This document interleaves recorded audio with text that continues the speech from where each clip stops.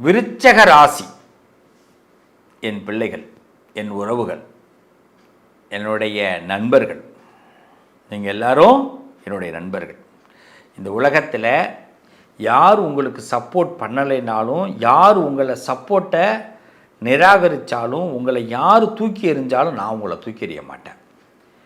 ஏன்னா உங்களுடைய நாடி துடிப்பு எனக்கு தெரியும்.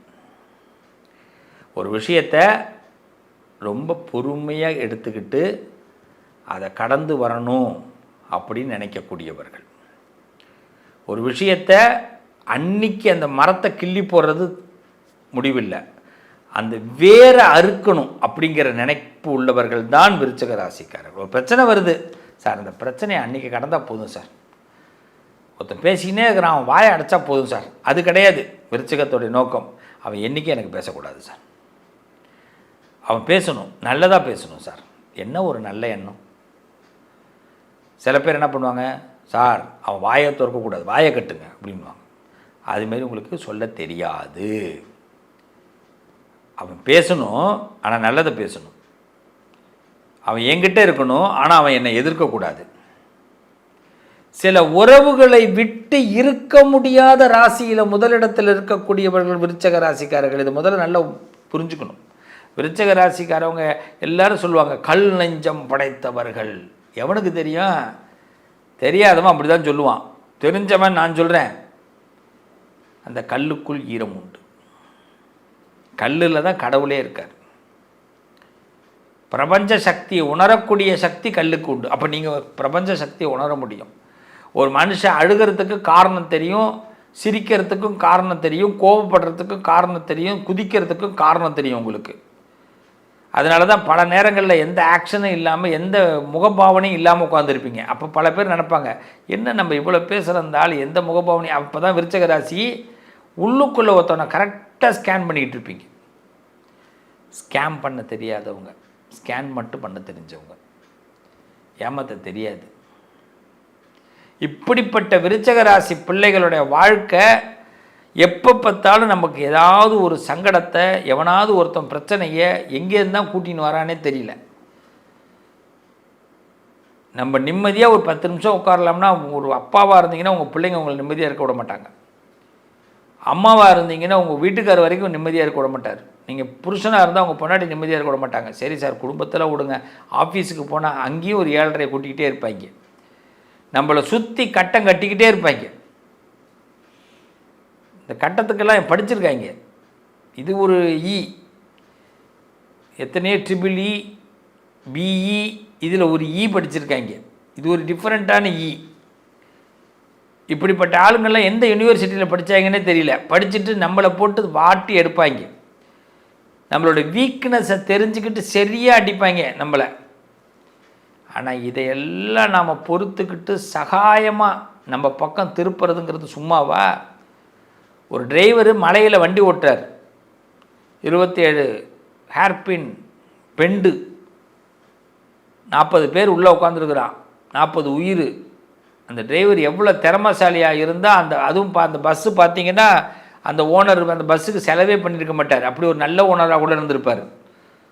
ஏன்னா செலவு பண்ணி பஸ் ஏதாவது நல்லா ஆகிட்டுன்னா இருக்கிறத வச்சே மேனேஜ் பண்ண கூட ஓனர் பண்ணலாம். இல்லை ஓனர் கொடுத்து மேனேஜர் பண்ணாமல் அதை ஆட்டையை போட்டிருக்க மேனேஜராக இருக்கலாம். ஆனால் பாவம் டிரைவர். அதை விட பரிதாபத்துக்குரியவர்கள் மக்கள். ஆனால் தான் உயிரையும் நம்பி, அந்த 40 பேரையும் நம்பி அந்த ஆள் வண்டி ஓட்டுவான். அந்த 27 பெண்டில் வண்டி கரெக்டாக திருப்பி சாதனை படைப்பான். அது ஒரு நாள் இல்லை, 2 நாள் இல்லை, ஒரே ஒரு தடவை சார் மேலே ஏறிட்டா பரவாயில்ல அப்படின்னா கூட பரவாயில்ல. டெய்லி மேலே ஏறுறதும் கீழே இறங்குறதும், மேலே ஏறுறதும் கீழே இறங்குறதும். இந்த இடம்தான் விருச்சிக ராசி. இதுதான் விருச்சிக ராசி. அவ்வளோதான். என்ன கடினத்தை தான் ஆண்டவன் கொடுப்பான். ஆண்டவனே எங்கேயாவது டீ குடிச்சிட்டு யோசிக்கிறானான்னு தெரியல. எங்கேயோ டீ குடிக்கிறான். ஏன்னா டீ குடிக்கிற பழக்கம் நிறைய விருச்சிக ராசிக்கு இருக்கும். எப்பயுமே நான் பல பதிவில் சொல்லியிருக்கிறேன். நம்மளை படைத்தவனுக்கு பழக்கம் இருக்கிறதுனால தான் அந்த பழக்கம் நமக்கு இருக்குது. புரியுதுங்களா? இப்போ சொல்லுவாங்கள்ல வீட்டில், அப்படியே அப்பனை மாதிரியே இருக்கான் பாரு அப்படின்வான். அப்படியே தாத்தம் புத்தி இருக்கியா அப்படின்வான்.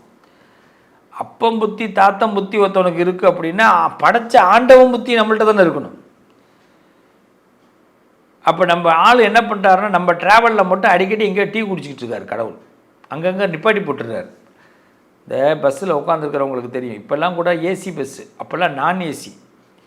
இப்போல்லாம் பஸ்ஸில் என்ன பண்ணுவோம், டிரைவர் என்ன பண்ணுவார், அங்கங்கே ஒரு இடத்துல நிப்பாட்டிட்டு ஒரு 15 நிமிஷம் அவருடைய உடல் பிரச்சனைகள், மனப்பிரச்சனைகள் ப்ளஸ் அவர் நல்லா வண்டி ஓட்டணும்ல, அதுக்காக அங்கங்கே நிப்பாட்டி போட்டு ஒரு டீ குடிப்பார்.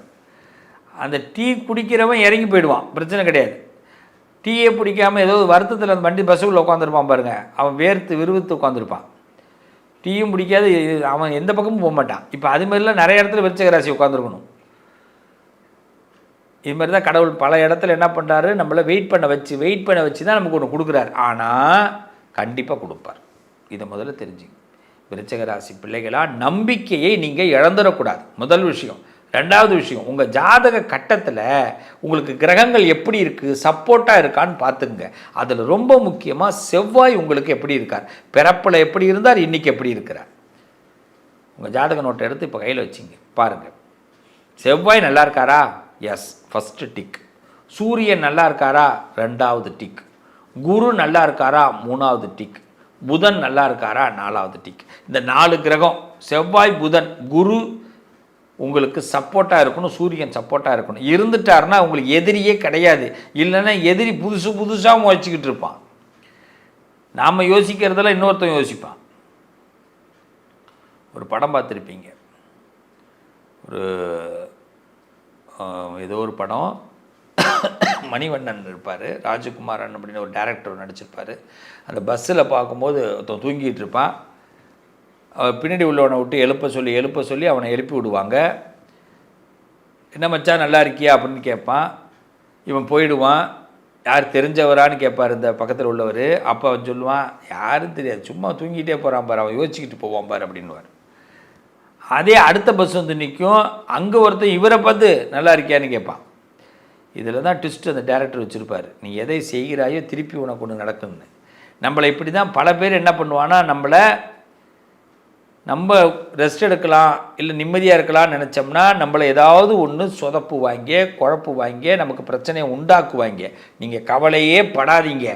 உங்களை யாரெல்லாம் சிரமப்படுத்தணும்னு நினைக்கிறாங்களோ, யாரெல்லாம் உங்களை வாழவிடக்கூடாதுன்னு நினைக்கிறாங்களோ, யாரெல்லாம் உங்கள் அறிவு திறமையை முடக்கி வைக்கிறாங்களோ, ஆண்டவன் அவர்களுக்கு சரியான பாடத்தை கற்றுக் கொடுப்பான். நீங்கள் அதுக்காக எந்த பயிற்சியும் பண்ண வேண்டாம், எந்த யூனிவர்சிட்டியிலும் போய் படிக்க வேண்டாம். அவ்வளோதான். நீங்கள் இதுக்கு தான் அந்த படத்தோட உதாரணத்தை சொல்லிட்டேன். உங்கள் நிம்மதியை கெடுத்தான்னா இன்னொருத்தவனால் அவன் நிம்மதி கெடுக்கப்படும். ஆனால் நாம் அதை பற்றி நினைக்கக்கூட வேண்டாம். நம்ம குழம்பிகிட்டே போவோம், ஒன்றும் தப்பு இல்லை. ஏன் இவன் நம்மளை இப்படி கெடுத்தான் அப்படி நினச்சிக்கினே போவோம். ஏன்னா இன்னொருத்தர் நம்மளை கெடுக்காமல் நம்மளே பார்த்துக்கலாம். இப்படி இந்த விருச்சிக ராசிக்காரர்களுடைய இடத்துல திடீர் பகைகள் தான் எப்பயுமே உருவாகும். நமக்கு நிரந்தர பகையே இருக்க மாட்டான். திடீர்னு பகையாகுவான். எங்கே போகிறோமோ அங்கே ஒருத்தன் பகையாளி வருவான். ஏதாவது ஒரு ட்ராவலில் போயிட்டுருப்போம், காரில் போயிட்டுருப்போம், 2 வீலரில் போயிட்டுருப்போம். நமக்கு நேரம் ஒருத்தன் உரசிக்கிட்டு போவான். உசுறு போயிடும் நமக்கு. ஃப்ளைட்டுக்கு போவோம், ட்ரெயினுக்கு போவோம், எவனாவது குடைச்சல் கொடுக்கறதுக்காகவே நம்ம பக்கத்தில் வந்து ஒருத்தன் உட்காருவான். இப்பெல்லாம் எப்படி பிளான் பண்ணிடா வந்து உட்காரிங்க? நான் விருச்சிக ராசின்னு தெரிஞ்சு வந்து உட்காரிங்களா இல்லையா? இப்பெல்லாம் யோசிக்க தோணும். நிம்மதியை தேடி எங்கே போகிறோமோ நிம்மதியை கெடுக்கிறதுக்கு அங்கே வந்து உட்காருவான். அப்போ இந்த கிரகங்கள் நமக்கு சாதகம் இல்லைன்னு அர்த்தம். அப்போ அந்த இடத்த கிரகத்துக்குரிய பரிகாரம் ஒன்றும் இல்லை, கிரகத்துக்குரிய மந்திரங்களை நம்ம சொல்லிக்கிட்டே இருக்கணும். எந்த கிரகம் வீக்காக இருக்கோ அந்த கிரகத்துக்குரிய மந்திரங்களை மனனம் பண்ணிக்கிட்டே இருக்கணும். நம்ம பேரோட விஷயங்களை மனனம் பண்ணிக்கிட்டே இருக்கிறோம். இவன் எப்படி எனக்கு பண்ணிட்டானே, இவன் எனக்கு இப்படி செஞ்சுட்டானே, எப்படி இந்த கடனை அடைக்கிறது, எப்படி நான் வாழ்க்கை நடத்துறது, இதை திங்க் பண்ணுறது வேண்டாம். எந்த கிரகம் வீக்காக இருக்கோ அந்த கிரகத்தை திங்க் பண்ணிக்கிட்டே இருந்தோம்னா இதுக்கு விடை கிடைக்க ஆரம்பிச்சிடும். புலம்புறதை விட தீர்வுக்கு நேரடியாக போயிடுவோம். ப்ராப்ளம் ஒரு ப்ராப்ளம் போடுறோம், ஒரு ப்ராப்ளத்தை பார்க்குறோம், அதுக்கு சால்வ் பண்ணுறதுக்கு 2-3 ப்ரொசீஜர் இருக்கும். படிப்படியாக சால்வ் பண்ணி தான் ஆன்சரை கண்டுபிடிக்க முடியும். நம்ம சால்வே பண்ணாமல் இந்த ப்ராப்ளத்தை எப்படி நான் சால்வ் பண்ண போகிறேன், எப்படி சால்வ் பண்ண போகிறேன், ஏன் எனக்கு இந்த ப்ராப்ளம் வந்தது, இப்படியே திங்க் பண்ணிக்கிட்டே இருக்கோன்னு வச்சுங்களேன், எப்போ சால்வ் ஆகும்? அதனால் இன்னிலிருந்து இந்த பதிவை பார்க்குறவங்க எல்லா பாரத்தையும் முருகன் மீது போடுங்க, சுப்பிரமணிய சுவாமி மீது போடுங்க. ஏதாவது அறுபடையில் இருக்கக்கூடிய ஒரு முருகனை பிடிச்சிக்குங்க,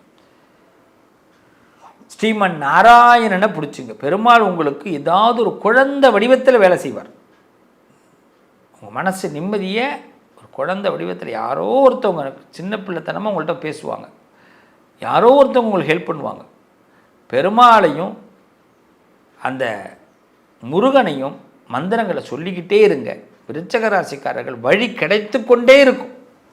உங்கள் திறமை அறிவு பளிச்சிடும், நம்பலாம். பிள்ளைத்தமிழ் நேயர்களே நம்புங்க, நல்லது நடக்கும். என் உறவுகள், நீங்கள் வாழ்க்கையில் வெற்றி பெறணும் அப்படின்னா நான் சொன்ன விஷயங்களை கீப் இட் பண்ணுங்க. நிச்சயம் உங்களோடு நான் நிழலாக இருப்பேன்.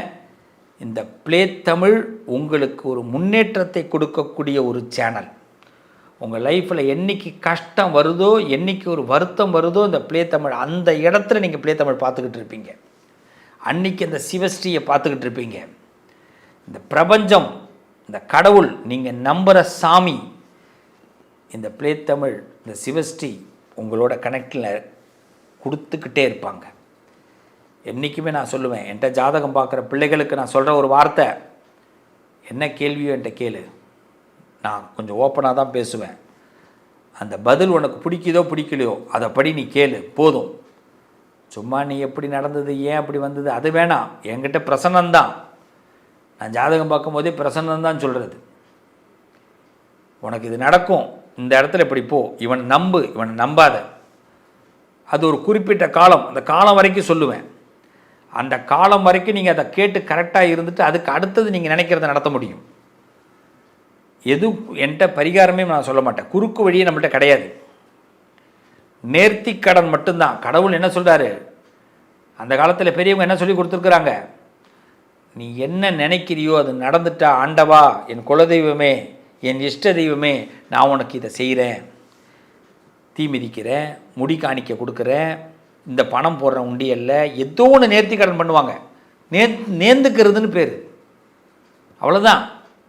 இது நடந்துட்டால் இதை செய்கிறேன்னு. என்றைக்குமே கடவுளுக்கு முன்னாடி கொடுத்துட்டு போய் கேட்கக்கூடாது. அது பேர் கடவுள் கிடையாது. மனுஷன் வேறு, கடவுள் வேறு. நான் சார் இந்த ஹோமம் பண்ணேன் சார், இந்த பூஜை பண்ணேன் சார், எனக்கு கடவுள் கொடுக்கல சார், நோ நோ. நம்ம வேண்டிக்கணும். முதல்ல அது நடந்துட்டுன்னா இதை செய்யணும்.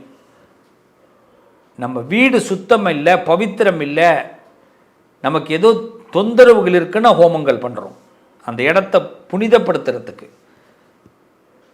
ரெண்டுமே வெவ்வேறு விஷயங்கள். நீ நினைக்கிறது நடக்கணும் அப்படின்னா நேர்ந்துக்கணும். ஏதாவது ஒரு விஷயத்தை நேர்ந்துக்குங்க, கடவுளுக்கு கண்டிப்பாக நடக்கும்.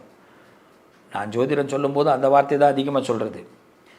அதுமாதிரி நான் 2 வார்த்தை தான் உங்களுக்கு சொல்கிறேன்னா அந்த வார்த்தை போதும். நீ போ, நல்லா இருப்ப. அவங்ககிட்ட பேசாத, வேண்டாம், தவிர்த்துரு. இதை கேட்கணும். என்றைக்குமே குரு அப்படி தான். நான் என்றைக்கும் உங்களுக்கு குருவாக இருப்பேன். இந்த ப்ளே தமிழும் இந்த பிரபஞ்சமும் இந்த சிவஸ்ரீயும் உங்களுக்கு என்றைக்கும் நிழலாக இருப்போம். நல்லது நடக்கும். உங்கள் வாழ்க்கை ஒளிரும். நீங்கள் வாழ்க்கையில் நிச்சயமாக மகிழ்ச்சி அடைவீர்கள். வாழ்த்துக்கள் என் பிள்ளைகளா, அமோகமாக இருக்கணும்.